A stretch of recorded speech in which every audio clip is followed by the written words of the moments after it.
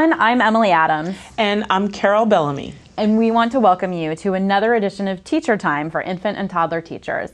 Today we're going to be talking about one of my favorite topics, the relationships between children.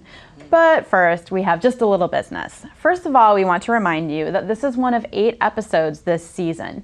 Each episode will have a follow-up coffee break where we answer the questions you send in during today's show. We'll remind you throughout the show to send in questions, but you can send them in at any time. That's right.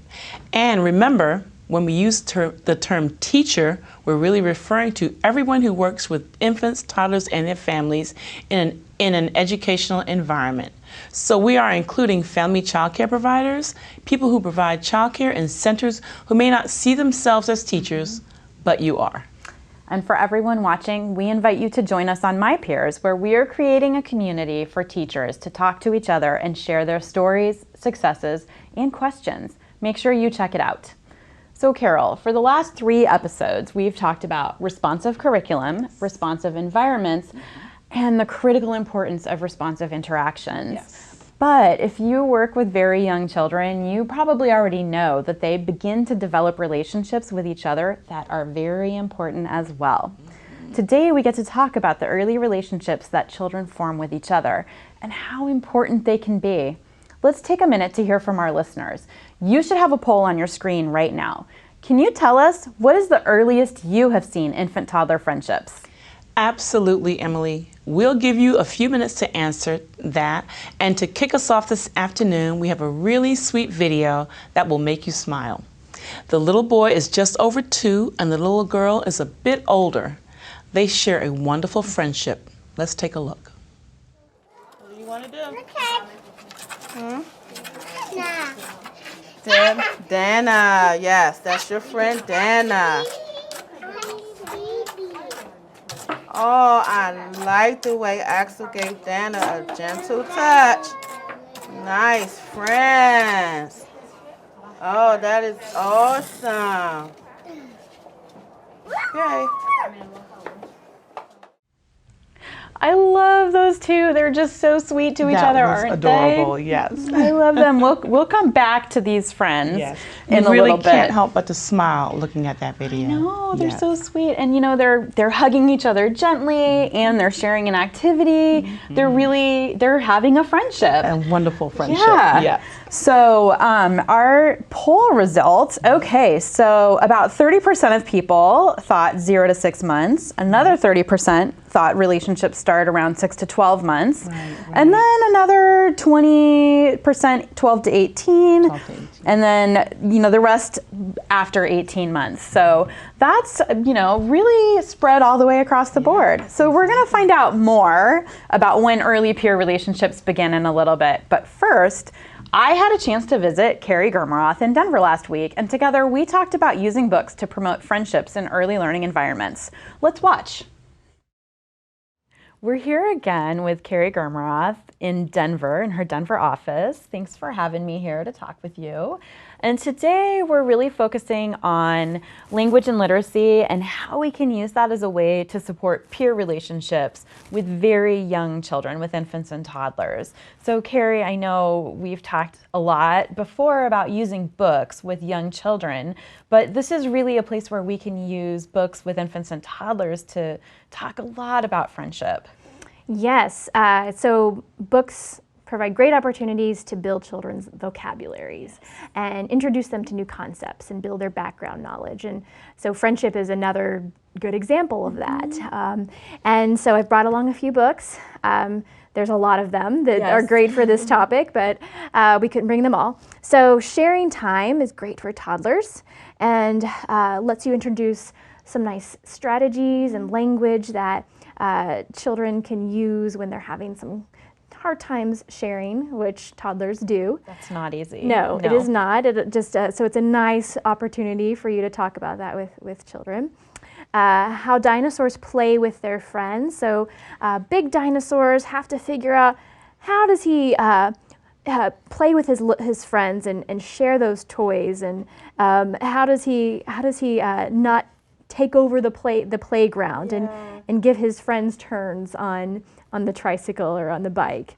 So it's another fun story. I love that one because it really does talk about taking turns, which can be a very successful strategy for toddlers more than sort of trying to make them share. They can take turns, and that goes pretty well usually. Yes, yes. Gossie and Gertie are best friends, and they go everywhere together most of the time. Gossie tries to get Gertie to follow on a few of their adventures, but Gertie wants to do her own thing. And so Gossie at first is a little upset about this, but it's a nice opportunity to talk about how friends don't have to, or best friends even, don't have to do everything together, and you can have different likes and dislikes, and that's okay. We can still be friends and not like all the same things and want to do everything together. And then Bear's new friend is about Bear and his forest friends, and there's a whole series of these books, and they have lots of adventures, and there's sometimes where Bear has a cold and his friends have to help him. It's very cute. And in this book, though, Bear's looking, he's trying to figure out this noise he keeps hearing. He thinks it's a new friend. He can't figure it out, and so he enlists all of his other forest friends to help him.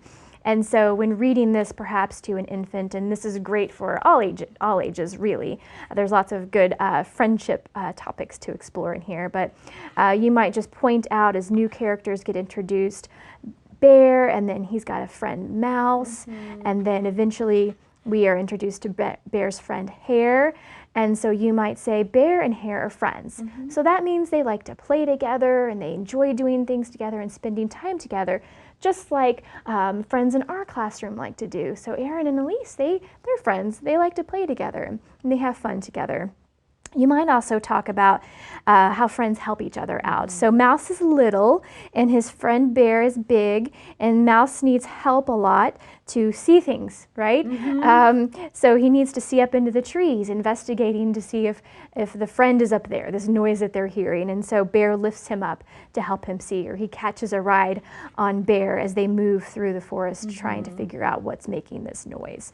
So commercial books are great, but you could certainly make like a class book that would have pictures of every child in the classroom, and maybe ask families to contribute a family picture, and families can write down what a child's favorite color is, or their favorite thing to play, or favorite thing to eat, and then you can create your class book and send it home weekly with a different child and let them learn about their friends and talk about the friends that they have in their classroom with their parents.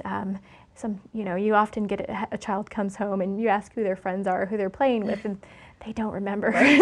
So the class book becomes a great tool for having those home conversations as well around friendship. That's so wonderful. I think those books tend to be really popular among the children in the classroom because they can see themselves and they see their friends. They love it. Well, we want to know from you, what's your favorite book to read with infants and toddlers about friends? And we will read your answers, so go ahead and fill them out in the chat box and we'll read them after this segment. So now we have a video to watch of a teacher who's actually reading a book about friendship with young children. So let's go ahead and watch that. Who is friend and tries always to be kind, we think a better friend, then that would be very hard to find. That teacher was talking about a friend who was a little bit scared to try something, and he was trying to ride a bike. And so his other friend was showing kindness. And so it was a great opportunity to talk about what it means to be kind, and that friends are kind to one another. And then have a conversation with children about a time when they were scared to do something, and how someone, whether it was a friend or an adult, or made them feel comfortable and showed them kindness when they were scared. And similarly, in Bear's new friend, they have a similar experience where we can talk about characteristics of friends. And so remember, they're looking for a new friend, and they're trying to figure out who's making this noise, and they identify that it's something in this hole here. And so Bear's eventually gathered all of his forest friends, and he says, I'm Bear, howdy ho, and that's Mouse, and that's Hare. And Gopher and Mole are standing right here. And next to those bushes sit Raven and Wren, come swimming with us in the pool by the glen. Please do not hide. Come on outside. And then an owl says, hoo, hoo, hoo, and he pops out and he says, hello, I'm Al, and I'm sorry I hid. I'm just a bit bashful, and that's why I did. Bear says, hello, friend. Come on, cries Mole, and they all scamper off to the old watering hole. So another opportunity to talk about what does it mean to be shy and bashful, and that sometimes when we meet new people that we hope to be our friend, we're just shy and we have a hard time talking to them. And posing the question to children about how did Bear and the friends make Owl feel more comfortable? And they may or may not come up with an answer, but you can always, if they don't, you can always provide some clues or talk about, well, Bear introduced himself and he introduced all of his friends as well. So then Owl knew everyone's name, and then Owl was invited to come play with them, and Bear called Owl his friend. So those are all things that we can do as friends as well in the classroom. When somebody new comes in, we can introduce ourselves, we can invite them to play and make them feel more comfortable and safe. I love that book so much, and I think, asking these questions, maybe the first couple times you read the book, children won't have the answers, but probably by maybe like the 10th time you're reading the book together, because we know kids want to hear the same book lots of times, that the kids are going to be able to come up with their own answers about how the group was really welcoming and made Owl feel comfortable. So what a great book, especially when you have a new child coming into your group. So we've talked a lot about books, and before we've also talked about music and using music with really young children. Is that something that can also support young peer relationships? Yes, music is a team activity, and whether it's toddlers who are able to hold an instrument or older infants who they can each contribute to the music or the song, whether it's their voice, their individual voices being contributing. They don't have to share these things. Oh, that's good. It's a nice cooperative activity that everyone can participate in.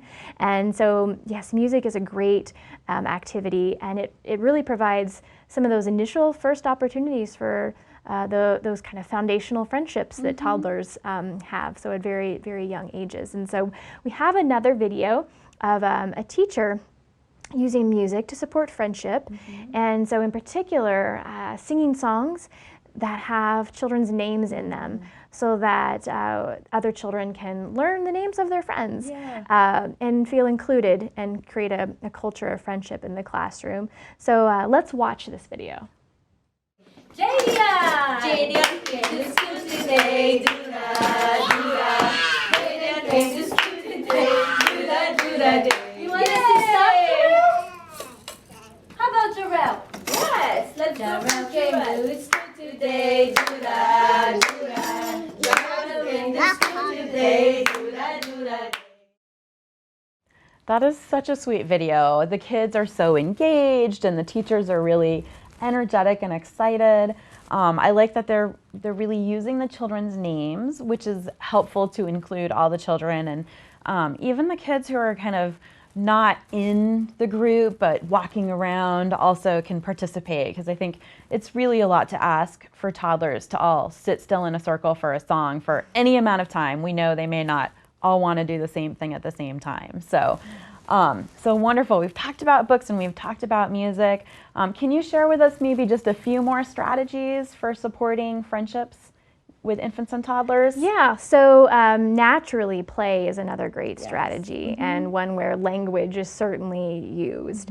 And so creating just spaces where children can play together, even if they're playing separately, but they're playing near each other, parallel or alone. Those are still great spaces to support at least practicing of these foundational friendship skills.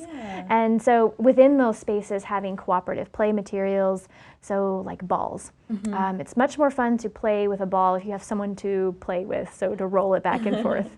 It's much more fun to pretend to call somebody if you have two phones and you can call your friend on the other line, or children love to just pull wagons with babies or dolls around at the classroom together. So having two of something, two wagons that we don't have to share, but we can both participate and play together. And then, of course, the language that we use and we model in the classroom as well is really important. So whether that's acknowledging really pro-social behavior when a child has done a great job of sharing or taking turns, or comforting a friend who may be sad or missing, a parent, or helping resolve conflicts and trying to support that autonomous problem solving and conflict resolution by maybe first modeling how to do that and kind of what those strategies are to help children eventually be able to resolve those differences when they arise within their friendships. So yeah, those are also really great strategies to use. Thank you so much. Those are really wonderful strategies. And Carrie, thank you so much for having me here again. I really appreciate it. And we'll read those chat answers here back in DC. Thank you. Wow, that was such a great opportunity to speak with Carrie. I really loved thinking about ways we can use books to support young children's friendships. Absolutely. And while we were watching it, it looks like many of you have submitted answers to the chat. Yeah. So let's take a look. So somebody said that their favorite book about friendships, relationships is Pout Pout Fish. Another person said they like the book Little Blue Truck. I love Little Blue Truck too. Yeah. Oh, and then Pat a Cake. Yeah, that's good because it takes two to pat a cake. Margaret and Margarita and the Best Friends book. Those were all great responses. Thank you to everyone who participated.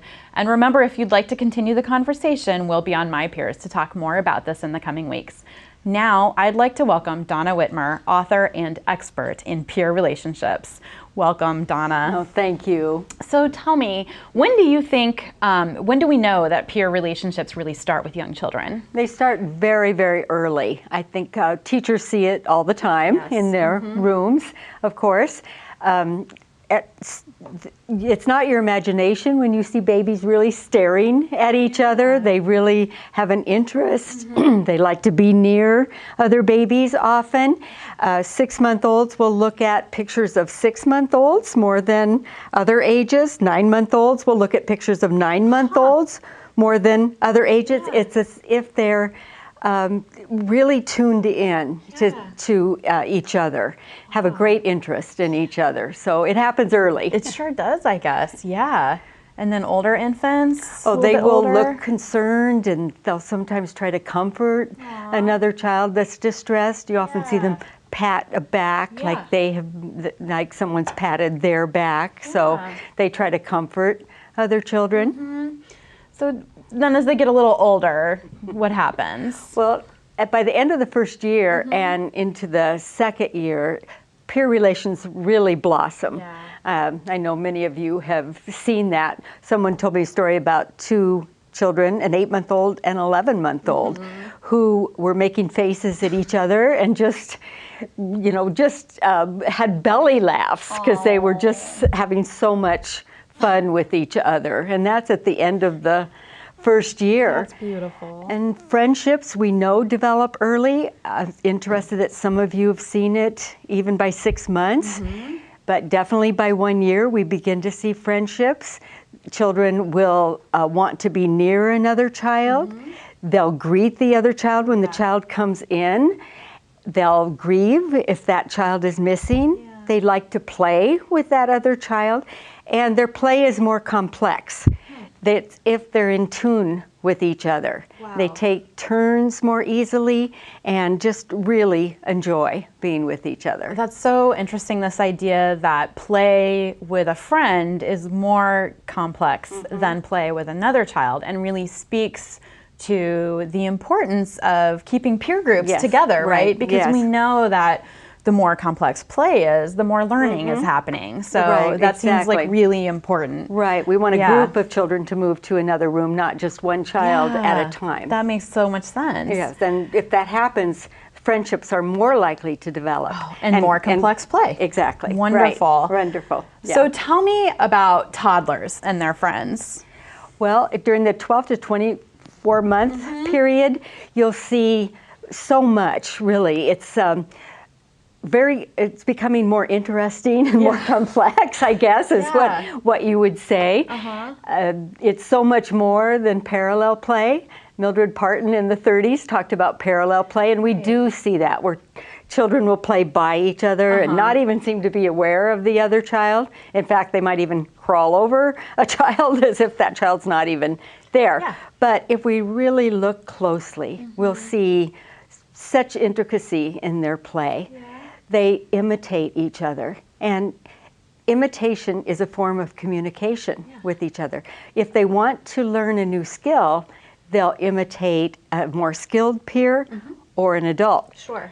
But if they want to relate, connect, really emotionally interact with another child, they'll imitate that child. Wow. It's a way of forming a relationship. It's really a way of relating to other amazing. children. So imitation, even when you see one child bang a spoon and everybody else starts banging their spoons, you're like, oh no.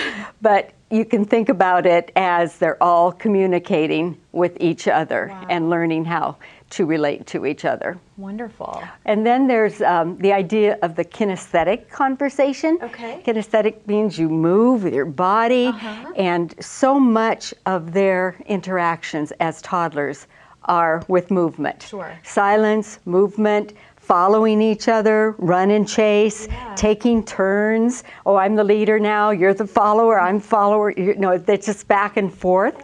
And they're learning so much in those kinesthetic conversations. It's almost as if they're learning how to take turns. Okay, it's your turn to now run, my turn. And it will, they're learning valuable skills for when they have verbal conversations, actually. That's amazing. Yeah, so that's really a fun thing to look for with young children. And then shared meaning is another piece of what happens in those years, in toddler and with 2-year-olds, that they share a meaning that we may not begin to understand at first unless we look really closely. Yeah. Hitting is an example. If a child goes like this and hits, then that may mean, I don't want to play with you right now, please go away. If they, kind of hit with a toy, that means, will you play with me? And of course, a fist. Children respond to that just like we do. It's definitely a threat to them. So they know what those mean. We think hitting is hitting, and we can't allow hitting. If we need to look and see, what's the response of the other child? How are they really understanding that communication? Wow. So it sounds like they're really connecting before they have the language that we use. Exactly. So interesting. Yeah. Right. So they really do have lots of different ways that they interact in those years. Yeah. And so as they get a little bit older, around 30 months or so, I know they're more and more social. And we actually have a really lovely video of these two children who are good friends. We saw them earlier giving each other a hug, and we'll see them again. So let's go ahead and watch this video. Right, and it goes inside.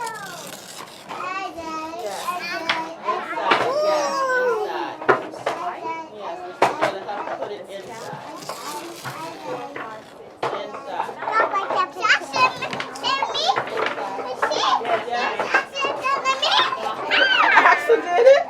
What did he do? Axel played with you? You're excited. Jenna is excited. She's happy. Axel, Jenna's happy that you were playing with her. No. Let's try French cleaning up here. I love watching that video. I could watch it over and over, but I think my favorite part is the way that the teacher really was able to step in and support that relationship in such a positive way and say, you know, did you see how happy it made her when she wanted to play with you? I mean, she really pointed out that pro-social behavior. She celebrated it She as well as the did. children Yeah, celebrating it with each yeah. other. So Yes. I love that video. So tell me, as we switch gears a little bit, about empathy and how that develops in the early years. Empathy requires that a child really be able to take the perspective of another child and kind of feel how that other child feels.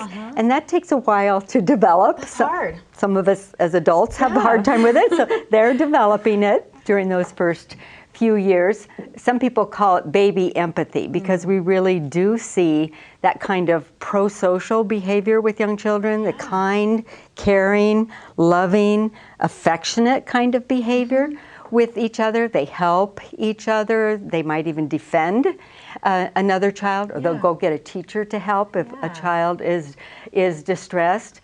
I have a wonderful example that one of my students told me about toddlers in a play group, and one child got her finger kind of stuck in a drawer. I'm not sure how that happened, but it was stuck.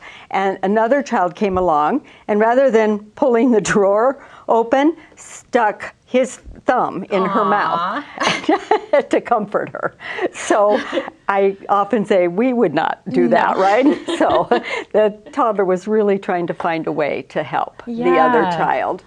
Well, and I know we see a lot of times with very young infants, they may offer their pacifier to right. another baby in that way, Exactly. but then when they get older, you know, like around 18 months, we see they're really able to take that perspective Yes, of exactly. the other child and will instead bring them their special blankie. And we can really be excited about that when that happens. It's a huge step, It is. isn't it? It It's really is. wonderful.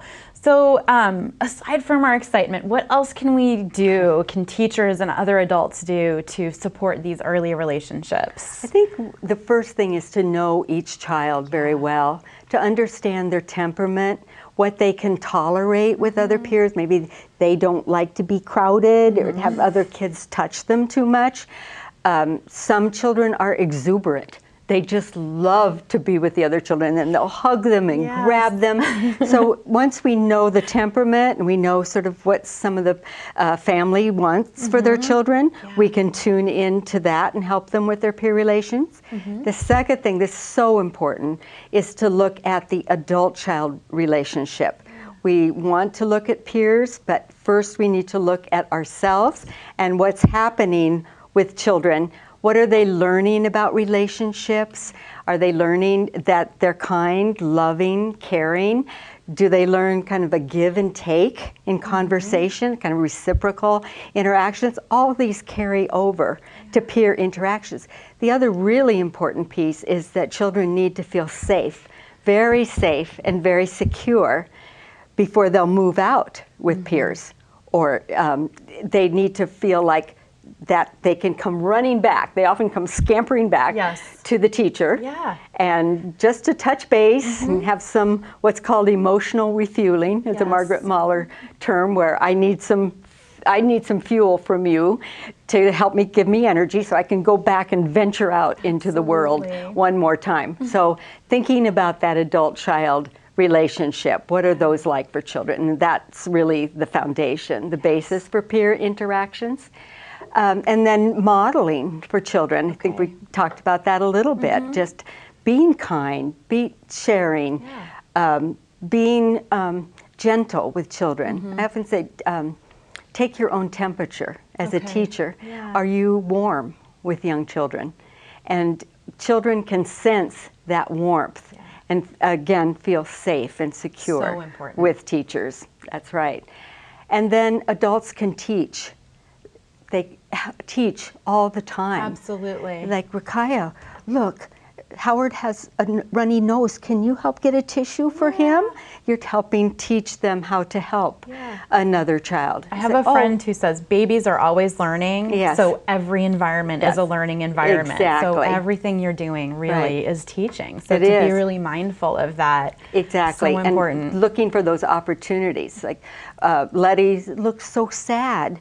No, it's important you go to help, but also maybe taking a peer with you and saying, oh, she looks so sad, what can we do to help her?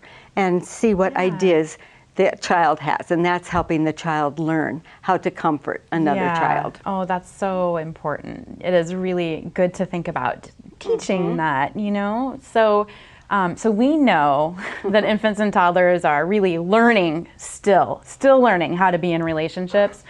What can we do when they have challenging moments? And I'll tell you, you won't be surprised. Our most common question is, what can we do when children use their teeth to communicate? Sure, absolutely. And it's very important to remember their teeth are new to them and they need to try to use them in different ways. True. But, however, we need to think about what we can do in a child teaching setting to help young children learn other ways rather than biting and hurting another child. We know they're just learning language. They're just learning how to show affection. They feel stress, but they often don't know how to handle it. They're just learning about ownership and possession and sharing and giving, and what's the difference in those words. So obviously you will have conflicts, you will have biting, as the children are learning the new behaviors. They will say mine, and when they say mine, they also say yours. Yes, so. That is so true. Yeah. That is so true. And I just want to point out, we have a resource mentioned on the viewer's guide that's some online lessons that can really help you think through behavior, particularly around biting. But you know, I just want to point out, sometimes things that feel difficult to adults are actually developmental milestones. Exactly. So we may not love that they're saying mine, but we need to recognize that they are showing a sense of something can be mine or yours. We can, you know, have things. So, can we talk a little more specifically, though, about biting? Sure, I know absolutely. that's a big one. Right. It definitely is It's a big hard.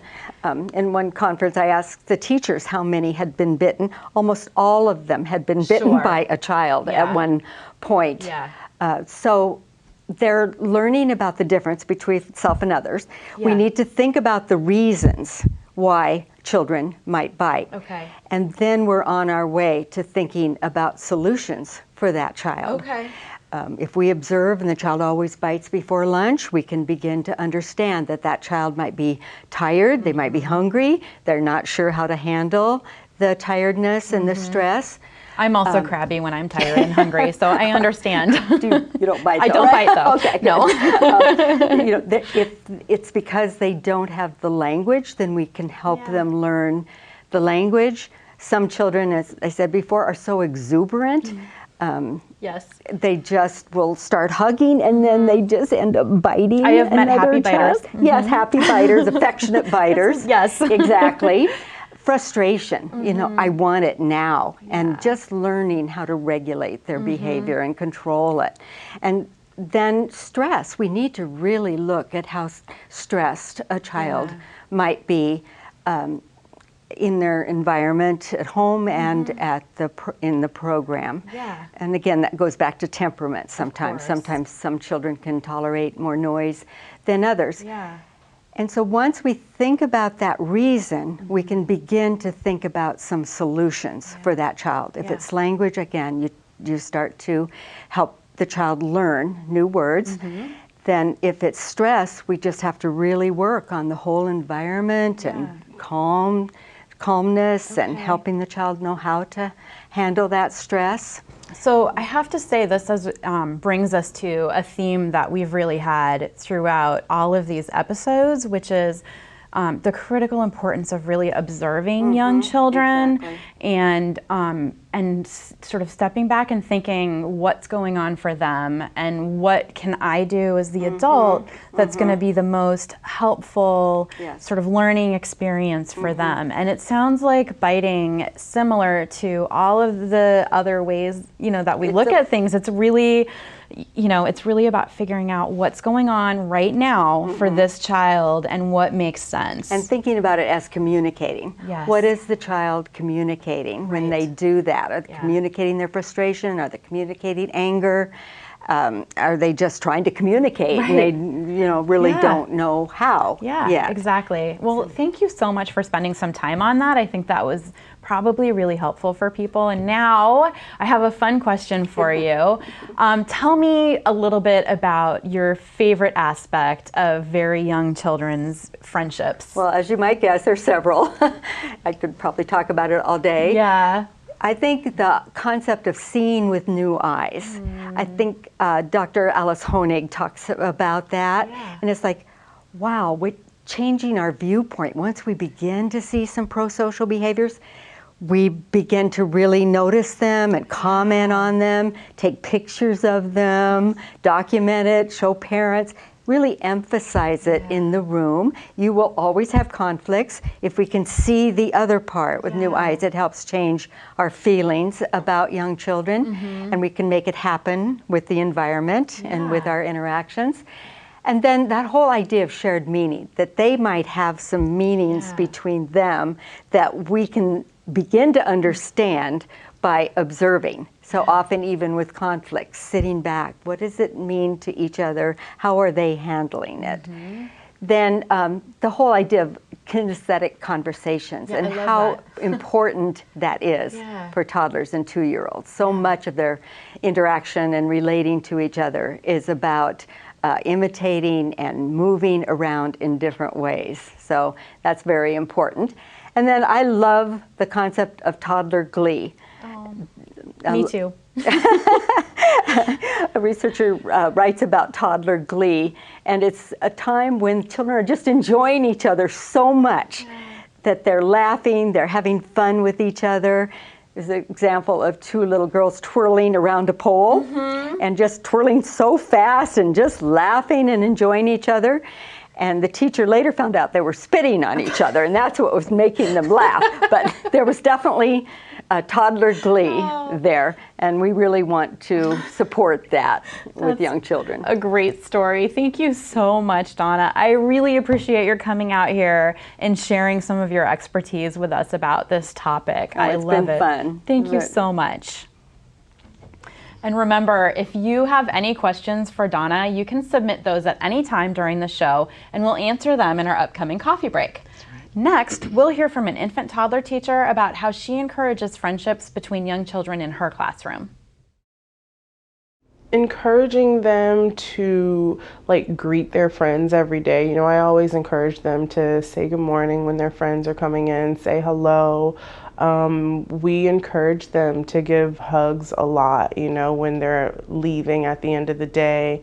And we encourage them to play together. Sometimes my kids will come and want to throw the ball back and forth with me, but, I'll throw it back and forth a few times and then I'll say, oh, okay, why don't you go play with, Yaya, or why don't you play with my author, to encourage them to interact with each other. So, I encourage it that way. And I also do a lot of small group play where I kind of encourage them to just interact with each other and also myself, to get them, kind of playing in a smaller group versus a larger group, to kind of build those relationships and interactions. I love this teacher. She's really able to talk about some of the ways that she's supporting friendships between children. One thing she says is she greets the children when they come to school. She says their names. And that's helpful for children to remember, like, oh, that's Joey. Exactly. Yeah, and then she talks about sometimes starting play with children and then kind of inviting in a peer and then stepping out, which really helps set up a lovely situation where children can play together without having to initiate it, which sometimes can be really hard for young children. Very, very. Yeah, she did a great job. She really did. She does. In other videos we've seen of this teacher today, we noticed that she also values children's friendships. She does. She comments on them and appreciates Dana's excitement over Axel playing with her. Yes. Really great, really great. So now we're going to challenge you to try it out. Watch for important friendships between the children in your classroom. When you see children playing together or even struggling a little bit, try stepping back and observing before you help them. Wait and watch. You might be surprised at how well they handle it. And don't forget, we'd love to hear from you about how that's working. Make sure you log on to My Peers to share your experiences with this Try It Out. Okay, so next we're going to hear from our friend Peter about how the ELOF can support your work in helping children form these essential relationships.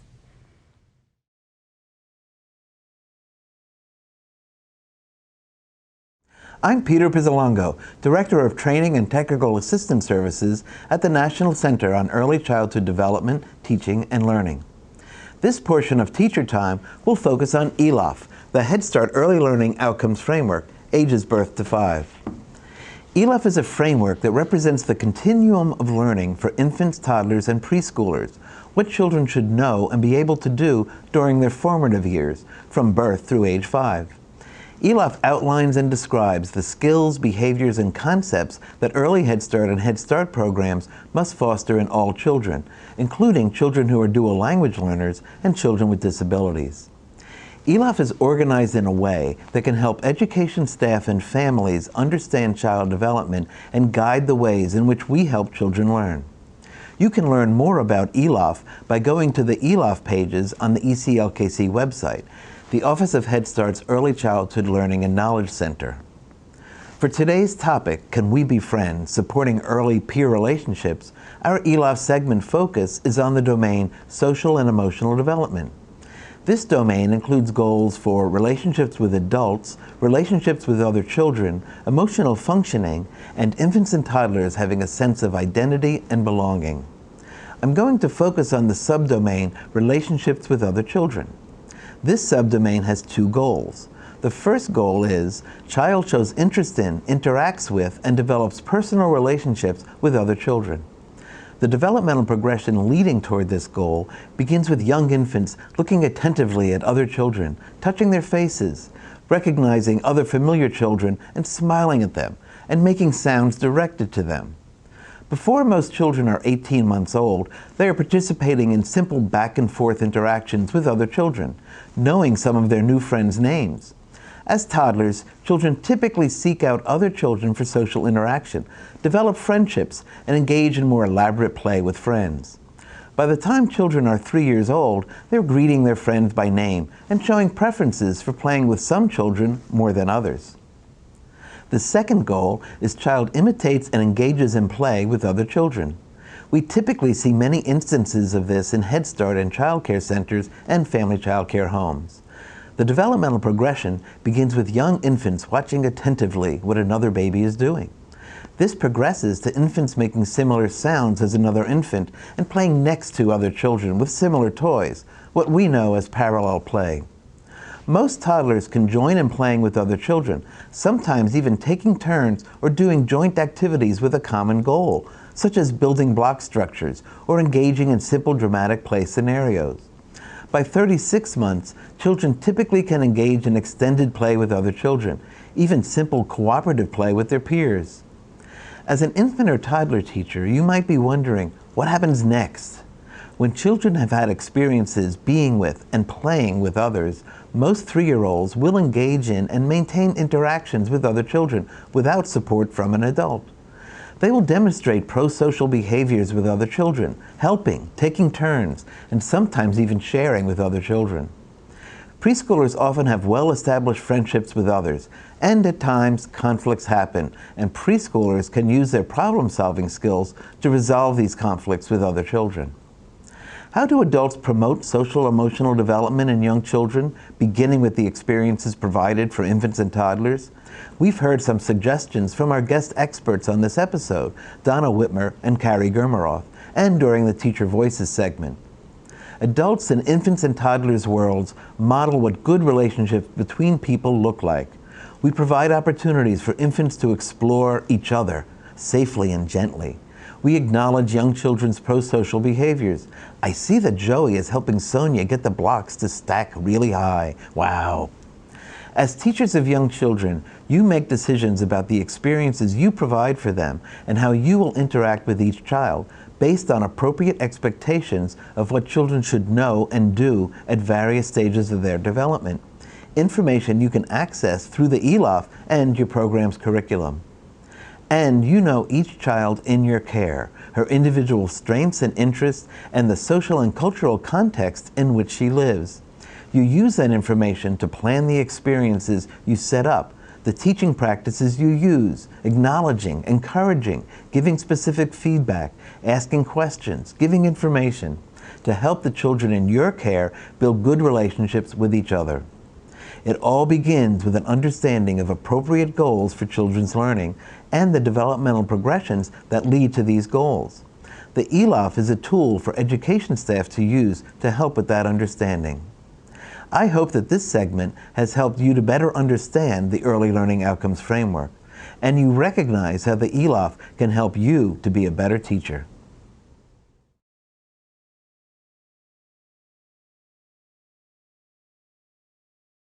Thanks, Peter. That was really great information for understanding children's learning and development. In the previous episodes, we've talked about the incredible importance of infants and toddlers' relationships with their primary caregivers. However, infants and toddlers also learn a tremendous amount from their peer relationships. Children begin their lives in the social world of their families. However, many children are introduced to the social world of peers early on, and all children spend increasing amounts of time with children their own age as they mature. Yes. Peer relationships differ from those they have with parents and siblings and teach them unique skills that impact their development. Peer relationships are more balanced, and the peers tend to bring more similar levels of ability, reasoning, and skill to their interactions. Amy Hunter is joining us today to talk a little more with us about these interactions. Welcome, Amy. So glad you're here today. Great to be here, Carol. So, what do infants and toddlers learn about relationships from peers? Infants and toddlers learn so much from their peers. They learn about the social world and they gain emerging social skills. They learn what to expect from others and what others expect from them. They learn emerging, sharing, cooperating, respecting others' things and others' space. They learn communication skills and begin perspective taking, that emerging empathy, those skills. And as they develop and have more confidence in those interactions, they gain more confidence themselves in their ability to regulate their own emotions and control their impulses. That is so good. We didn't know all that about our youngest children. How do infants and toddlers learn from their peers? They learn, as we said, a lot from their peers, and we'll talk about how in a minute. But first, we want to step back and think about the first relationships that infants and toddlers have are with their families and those other primary caregivers, and how those responsive interactions create the expectations that infants and toddlers will have for their peer relationships. Right. It's like laying the foundation. Right. So when those are loving relationships, then they will engage in loving relationships with their peers, observing their peers, testing things out. And when we talk about testing things out, sometimes their testing things out might be a little more rough than we might expect. The poke might be a little too hard, or the hug might be slightly more aggressive, but that's how they're testing those boundaries by doing. Of course, they all do that. So one thing I love to see young children talking and trying to work together. How do infants and toddlers engage with their peers? Infants and toddlers are able to engage socially with their peers from very early on. Infants and toddlers begin with observation, and their interest leads to imitation, and then simple interactions like handing over a toy or rolling a ball or simple touches. And infants begin to look at their peers and have that like locked in mutual gaze as early as 2 months. Wow. And by 3 months, infants are, having that initial touch to their peers, that reaching out, that, kind of grabbing and touching their friends and their peers. And by 6 months of age, they have those direct smiles to their peers, right? And they begin vocalizations to their peers. And as they grow, their interactions become more and more responsive of the friends around them. And they gain that basic awareness of what other children are experiencing. That's true. And so as they have increasing awareness, they begin to understand and behave in a way that's sensitive to the other children. And as that happens, they gain more confidence in their social skills and an increasing sense of their own self-worth. And that confidence is really critical in having them maintain those peer interactions and those friendships. That's really great information. I don't know if we always think about developing peer relationships at this young age, but that's wonderful information to learn. So why are peer infant-toddler relationships so important? I'm so glad you asked. It's a great question. Infants and toddlers form relationships in group settings, and those relationships can lead to positive outcomes for children long term. And so that emerging social competency in infancy actually has been linked to later social functioning. So research supports the connections that very early peer relationships actually predict those relationships that occur later in life. And so specifically, as children engage in more complex play with their peers, they were more competent in their play, predicted competency in their play in the preschool age and their later middle age. Of course, they're like practicing and they get better at it, and they grow with that skill. Right. But it's also important on the flip side, right? So children who may be having some peer difficulty or some concerns that we see in their peer relationships, that can also be predictive of later peer problems. And so it's really important that that teachers of infants and toddlers pay attention, really close attention to those peer interactions. And if they see something that might be concerning, like a toddler not having the mutual interest in other children, or not ever smiling, or not ever paying attention to other children and engaging with them, it's really important to get that checked out and to get some evaluation or some assessment of what might be going on there. That's really good advice for caregivers and parents to know. Okay. Speaking of caregivers, how can caregivers support peer relationships? It's critical that caregivers understand the importance and the impact of early peer relationships. And one of the most important things I think they can do is recognize those positive social interactions that are naturally occurring with infants and toddlers. It's so easy to focus only on the negative or the problematic, those conflict moments. But it's really critical that teachers and parents recognize when those positive behaviors between children are occurring. A caregiver can say something like, "Oh, you're interested in what Joey's doing. Let's watch and see what's happening." Yeah, that's so important. We do focus a lot of times on the negative behaviors or the hitting, but we forget to look for those positive interactions. It's very good advice. It's really easy to do. A couple other things they can do is encourage parallel play. Children just playing on their own next to other children and making sure the environment is set up so that children at all different developmental stages can be playing near each other. Some of the equipment in the environment can really facilitate that. So, it's staircase that leads to a slide where two children can walk up together and two children can slide down together. Those kinds of environmental pieces can be really helpful. So parallel play will lead to peer play. I love that. Absolutely. Another strategy that teachers can use is helping other children notice children's feelings. So a teacher might say something like, "Oh, it looks like Sasha's feeling really sad right now. I wonder if she's hungry or tired. Maybe she misses her mom." That's really good. Children do not have the perspective of other children, so it's the adults in their care. It's important for them to point that out. Right. And finally, I think it's really important for teachers to be on the lookout for any concerns, as we mentioned earlier. These concerns can be predictive early on of problems later, and so noticing those and really paying attention to those early on. Great. So we spent a lot of time thinking and reflecting on how we support infants and toddlers, but what about support for the caregivers? That question is a great question, and it's one of my favorite topics.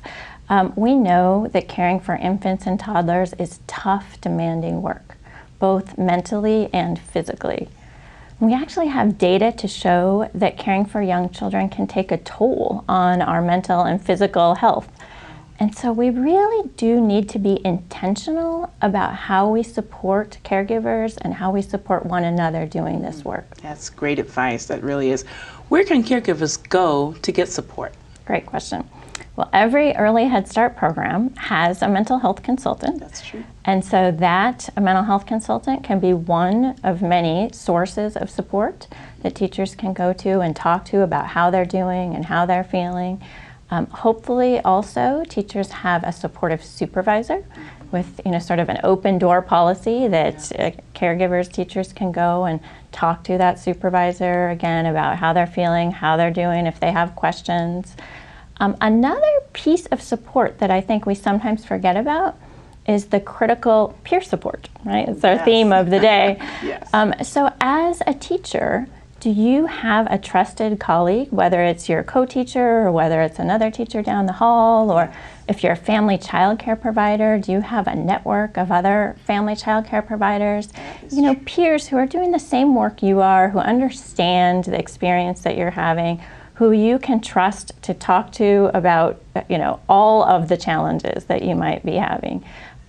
Sometimes those teachers, I will say oftentimes, the teachers spend more time with each other than they do with other family members or friends, certainly. And so those relationships can be incredibly sustaining and helpful and just the boost you need to be the best teacher you can be. Or they can be challenging. That's true. And really impact the care that's provided for the infants and toddlers. And so I think it's worth it to work on those relationships, to be a wonderful model of relationships for infants and toddlers. That's such great advice. That's wonderful. Thank you, Amy, for reminding us of the peer relationships are not only important for our children, but for all of us as well. Thank you. Thank you. That was so great to have Amy back again. Yes. So the resilience tip for today is to connect with your peers for support. Humans are social beings. We need connections with each other. Yes, we do. Make an intention to work on establishing positive connections with at least one or more of your colleagues who can support you in doing this important and difficult work in caring for infants and toddlers and working with their families. Meaningful relationships with coworkers and positive reinforcement of others may be just the boost you need to support your work. Finally, coworkers and peers can be such a wonderful source of accountability for your own health and wellness goals. Mm-hmm. Thank you for another wonderful episode of Teacher Time. We can't wait to hear from you on the My Peers community, and don't forget to send your questions for Donna Whitmer to answer in our next coffee break. We've had so much fun today learning from our guest experts about the value of peer relationships and how we can support them. Thank you for joining us, and please enjoy this last moment of learning for the 2016-2017 series of Infant Toddler Teacher Time. Look for this and other episodes of this season's Teacher Time on the ECLKC. We hope to see you next fall for another season of Teacher Time. Bye, everyone. Put on your list again.